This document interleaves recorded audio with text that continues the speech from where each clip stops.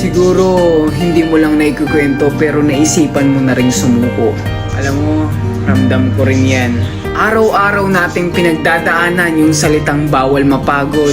Hindi pwedeng tumigil kasi hindi pa tapos lahat ng kailangang gawin. Pero sabi nga nila, ang sagot sa pagod ay pahinga, hindi pagsuko. Lahat ng tao may pinaghihirapan kaya hindi malabong wala kang patutunguhan.